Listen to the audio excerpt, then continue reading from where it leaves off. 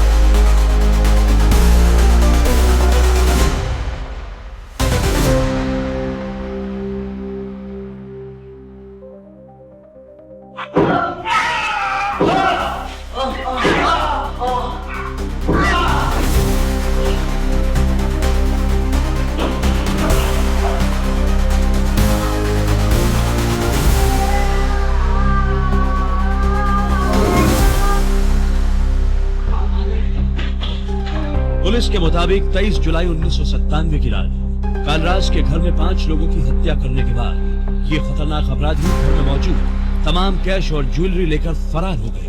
दिल्ली के गीतांजलि इंक्लेव में हुई ये वारदात पारदियों द्वारा किए जा रहे मुसलसल तशद्दुद का सिर्फ एक नमूना थी। पारदी कबीले के ये अपराधी इससे भी कहीं ज्यादा खतरनाक और बेरहम हैं। आपका इस कबीले के सिलसिले में मजीद जानकारी रखना निहायत जरूरी है। इंडियाज मोस्ट वांटेड इस हफ्ते पारदी कबीले के सिलसिले में पूरे मुल्क के शहरों को रेड अलर्ट कह रहा है। आमतौर पर पारदी शहरों को अपना निशाना बनाते हैं। अक्सर इनके डेरे रेलवे स्टेशन के करीब या शहर में फ्लाईओवर के नीचे पाए जाते हैं। ये एक खाना बदोश कबीला है और ये लोग एक शहर में 2-3 महीने से ज्यादा नहीं टिकते। पारदी बेहद ही मैले कुचैले रहते हैं। गंदगी की वजह से इनके जिस्म बेहद बदबूदार पाए जाते हैं। ये लोग कच्चा गोश्त खाते हैं। अक्सर इनके डेरों के बाहर मुर्गी या दूसरी चिड़ियों के पर पाए जाते हैं। पारदी ऐतिहासिक रूप से उत्तर प्रदेश के झांसी और मध्य प्रदेश के गुना इलाकों से ताल्लुक रखते हैं। इस कबीले के बारे में खास बात यह भी है कि इस जनजाति के तकरीबन सभी लोग आपराधिक तरीकों से अपनी जीविका चलाते हैं और इस कबीले में वो लोग जो कि आपराधिक मामलात में दिलचस्पी नहीं लेते, उनको वाकई बहुत ही हिकारत और बेइज्जत नजरों से देखा जाता है। पारदी शहर में डेरा डालने के बाद इस शहर के पौष इलाकों को तलाश करते हैं और इन इलाकों में ये गुब्बारा या कोई और सामान बेचने वाला बनकर आलीशान मकानों को अपने शिकार की शक्ल में चुन लेते हैं। ये ऐसे मकानात को खास तौर पर अपना निशाना बनाते हैं जो पार्क के करीब या सुनसान जगह पर मौजूद हो, ताकि रात को वारदात करने के बाद इन्हें भागने में आसानी हो सके। अपने शिकार को चुन लेने के बाद ये लोग शाम को वारदात वाली रात शराब पीते हैं और मौके वारदात के करीब मौजूद ढाबे या होटल में खाना खाने के बाद देर रात करीब के सिनेमा हॉल में फिल्म देखते हैं और फिर इसके बाद एक ऐसी जगह का चयन करते हैं जहां वारदात के बाद ये सब लोग वापस मिल सके। इसी जगह पर ये लोग अपनी वारदात की रूपरेखा तैयार करते हैं।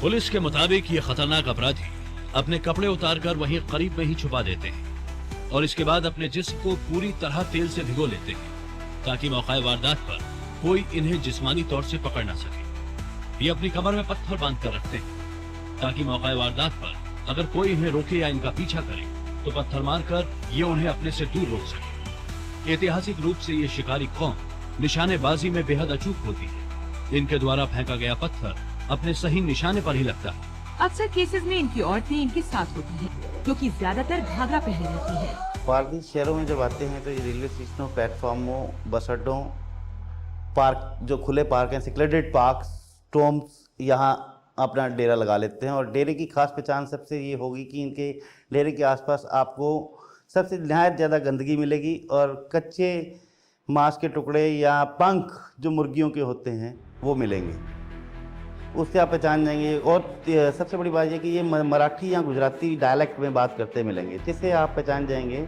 ये पारदी हैं। पारदी नामक ये कबीला गिरोह की शक्ल में अपने शिकार पर निकलता है और अपने शिकार के खात्मे के लिए ये लोग अपने साथ मजबूत चारपाई का पाया, दौलतिया और मौकाए वारदात के करीब से ही किसी पेड़ का तना तोड़कर इसका डंडा रूपी हथियार बना लेते। मौकाए वारदात के करीब देर रात ये अपराधी एक एक दो दो करके अपने तयशुदा मकान की तरफ बढ़ते हैं।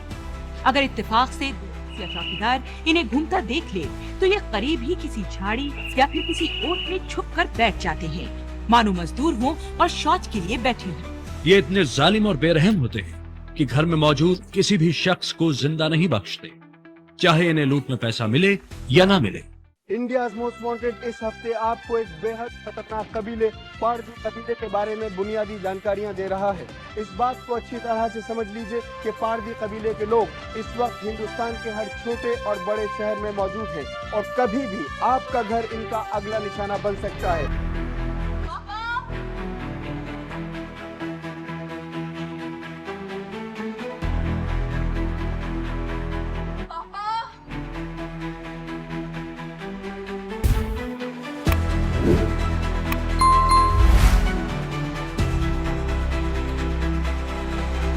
छोटू जरा देख।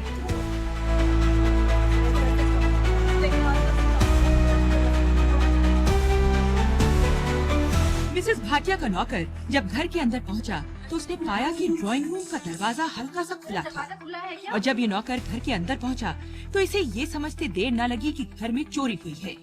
मिसेस भाटिया का नौकर दौड़ता हुआ वापस बाहर भागा। इसने अपनी आंखों से देखा तमाम नजारा बयान किया। छोटू क्या हुआ? तू इतना घबराया हो क्यों है? दरवाजा खुला हुआ, सब कुछ बिखरा हुआ। चले जाओ।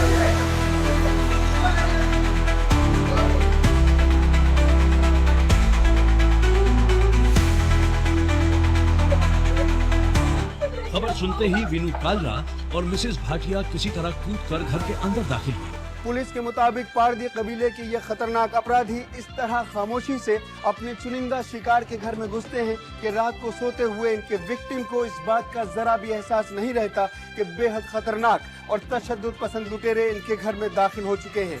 इंडियाज मोस्ट वांटेड इस हफ्ते दिल्ली में पारदियों द्वारा की गई एक वारदात को रिकंस्ट्रक्ट कर रहा है। इस रिकंस्ट्रक्शन को जरा गौर से देखिए और इस बात का अंदाजा लगाइए कि खुद आपके घर पारदियों के हमले से कितने महफूज हैं।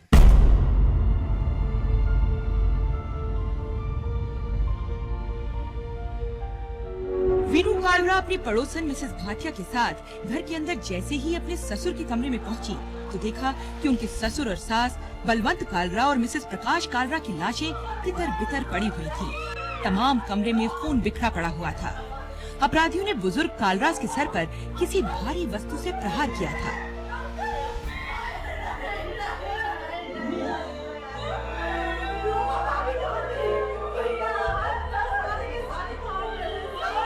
ये तबाहकुन मंजर देखने के बाद इन लोगों की सांसें रुक गई और फिर जैसे ही बदहवास अंदाज में ये लोग वही बगल में ही वीनू के देवर के कमरे में दाखिल हुए तो वहाँ इससे भी ज्यादा दिमाग और दिल को सुन्न कर देने वाला मंजर इनका इंतजार कर रहा था। इस कमरे में वीनू के देवर राकेश और इनकी पत्नी रूमा भी खून से लथपथ मुर्दा हालत में पड़े थे। इस कमरे की तमाम अलमारियां खुली हुई थी, मानो किसी ने इत्मीनान से इन अलमारियों को लूटा हो।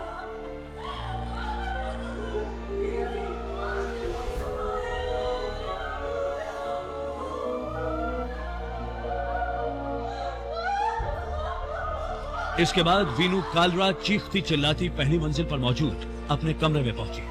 वहां इनके पति विपिन कालरा बिस्तर पर मुर्दा हालत में पड़े थे। इनका भी बड़ी बेरहमी से कत्ल किया जा चुका था। इनकी बेटी आशना दर्द से बुरी तरह कांप रही थी। इसके सर पर भी भयानक घाव थे और इसके जिस्म से अब भी खून रिस रहा था। टीवी से। आप इस बात को अच्छी तरह से समझ लीजिए कि आपके इलाकों से अपराध उसी वक्त खत्म हो सकता है जब आप यकजहती के साथ जुर्म के खिलाफ आवाज उठाइएगा। Thank you very much for watching India's Most Wanted. Remember, together we can and we will make a difference. Goodbye for now.